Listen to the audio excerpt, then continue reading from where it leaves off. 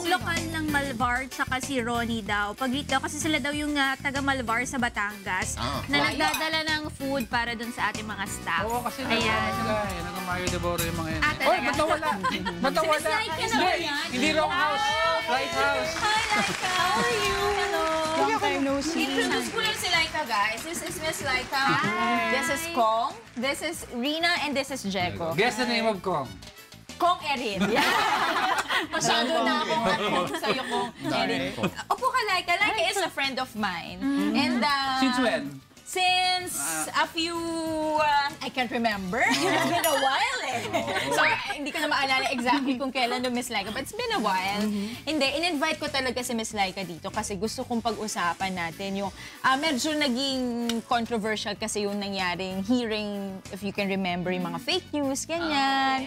Tapos meron kasing na-touch doon na parang yung sa journalist and sa mga vloggers, and ano daw ba yung difference doon, tsaka yung responsibility ng bawat isa. So I just wanna ask kasi, yung aspeto ng responsibility, how come may mga tao na parang, alam mo yun, medyo ilag sila, they wanna do things, pero parang medyo ilag sila pagdating dun sa responsibility, nakaakibat nun. How come?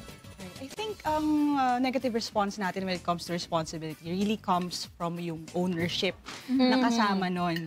Kasi when you talk about responsibility and if you're responsible about something, ibig sabihin whether something happens na maganda or hindi, parang basically ikaw yung may gawa or ikaw yung may kasalanan. So a lot of people don't want to claim responsibility kasi if in case may hindi magandang mangyayari, they want to have the ability to point fingers maybe or at least avoid yung blame doon sa mangyayari. So, merong hesitation doon. Now, I define responsibility as your response to your ability, actually. So, your response to your ability and your ability to respond to the situation. So, anong ibig sabihin nun? If you're given a task to do, ano yung response mo? Do you accept it or do you refuse it? Kasi some people, again, dun pa lang sa question kung tatanggapin nila yung responsibility, hesitant na sila. So when you accept it, hence the word responsibility. Yes. So let's see what the response to your ability is. Yes. Because, and again, that is also a factor when you respond to responsibility. Kasi if you feel na wala kang ability, okay, if you feel na you're lacking, medyo mababang self-efficacy mo, then, di ba may mga people na sasabihin nila, wag na lang ako or next time na lang. O kaya, mga safe na sagot yan, I'll try, ha? Pero, I don't wanna commit. Parang ganon. Yung mga safe words na ganyan. Ang ugali pa naman tao, pag positive, they claim it. Pero pag negative... Ay, hindi ako yan. Sorry. That's not totoo yan. Ano ba yung difference? Do some people realize na talagang may mali sila or parang they figure ko, minsan sanay ka sa ganyan. Wala silang mali. Ang mali, yung ibang tao na nagtuturo sa akin na mali ako. Actually, kasi in psychology, we have something na introduce ni Julian Rotter, which is yung tinatawag na locus of control. Basically, what that means is pwedeng internal or external. So, pag may nangyaring mga bagay na, katulad na may hindi magandang nangyari, if internal ang iyong locus of control, what that means is, i-claim mo siya. Na okay, nagkamali ako.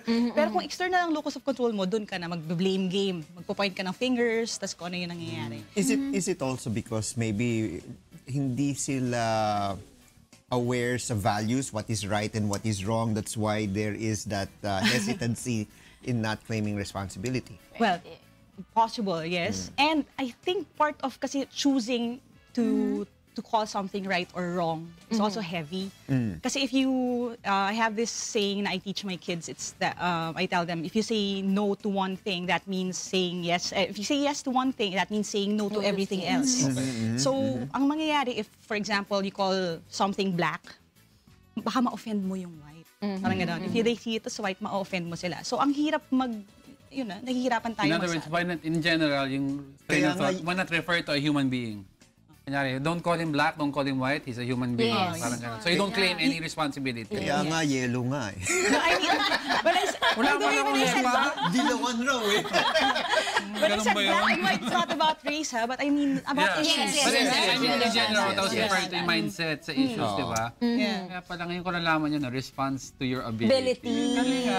Actually, that's your own description of it. That's how you put it. That's how I teach it to kids. Kasi parang you have to claim nga yung ownership of what's going on in your life. life. So you have to look inward kasi when we talk about responsibility rin. Ano yung kakayanan ko? So for example, if you're talking about responsibility, say may binigay na bagong task sa work or may binigay na project na kailangan mo mag-step up, you have to think, wait lang, kakayanin ko ba to?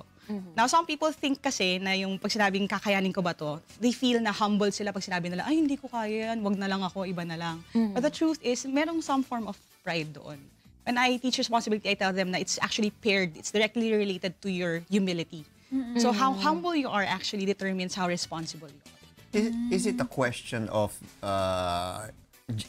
is it a generational thing?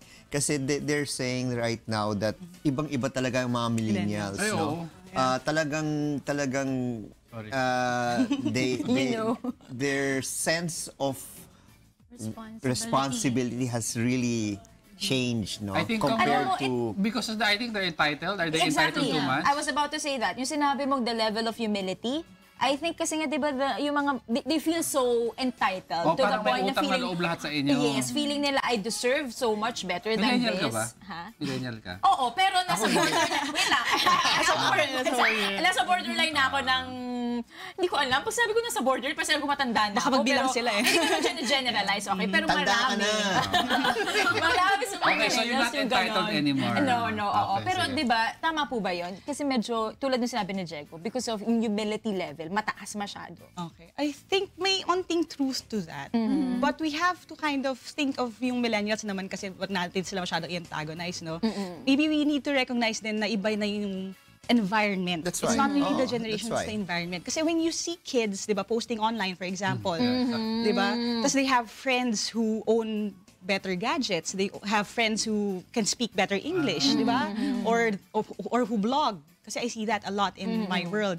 Ang nangyayari is meron silang may different na point of comparison. In other words, parang sinasabi kasi may connection na with each other. Hindi tulad nung panahon ni Kong. Diba? Before somebody, kunyari may bagong gadget isang tao, Kong will not see it till a week after. Yes, may so yung inggit niya will come a week after and he Yes. will not be able to voice it out. Wala naman akong inggit. Yes. Kaya nga, wala naman Sa akong kulay, inggit. kasi baka dilaw ka daw.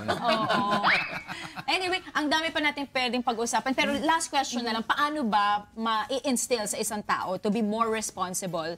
Lalo na kung, tulad nga na sinabi ko, medyo yung tama and mali, perception niya tama at mali, medyo magulo, no? Okay, I think one thing na we can look at it this way kasi as mga nakatatanda sa mga younger generation, we have to understand kasi na ang response to responsibility, okay, comes kasi learning ng kung paano ka nagbibuild ng responsibility comes with experience and with yung consequences ng choices. So kasi yung cycle lang ng choices, there's consequences. And most of us kasi we try to save kids from the consequences of their actions. Right from little kids pa lang. For example, you say na, oh, you watch your brother ha. Tapos pinabayaan niya yung brother niya, tapos umiyak. Di ba when you go back, hindi natin masyado na-recognize na, oh, di ba sabi ko, you watch your brother, bakit hindi mo ginawa? So I think earlier on in life, you have to teach kids na whatever you choose, lagi yung may consequence. So eventually, ganun yung mangyayari. It's okay lang yan. Yeah, Next time. it's not always like that. Tama. Yeah. Yan Kailangan talaga. Kasi kung hindi ka, di ba, spare the rod and spoil the child, if hindi ka na-correct when you're younger, ginabaon mo yun eh. Na parang anytime, okay lang na mag-mess up sa work, titira na lang ako kay mama, siya nang bahala sa akin. Okay lang na, kasi lagi naman ako nasa save. And even siguro sabihin natin, yung medyo matatanda na. Yung mga matatanda, kasi kahit sa hindi bata. Hindi, kasi parang sasabi, tama may sinabi ni Lyqa, no, na pwede siyang gawin sa mga bata. Pero doon sa mga matatanda na, yung pagre-reprimand sa workplace, no, dapat talagang firm. Parang walang kaibigan, walang, alam mo yun, walang close tayo, okay lang yan. Pag talaga rules, ganito, sundin mo. And another quick reminder regarding that, ang importante kasi is consistency. That's So for right. example, sa workplace, if you're the boss, you have to be consistent. So ibig sabihin, whether friend mo siya o hindi, yung consequences has to be Dapat the same. the same. Yes. I like that. Thank you so much, Lyqa. Thank you, Rin. At napadaan ka sa amin.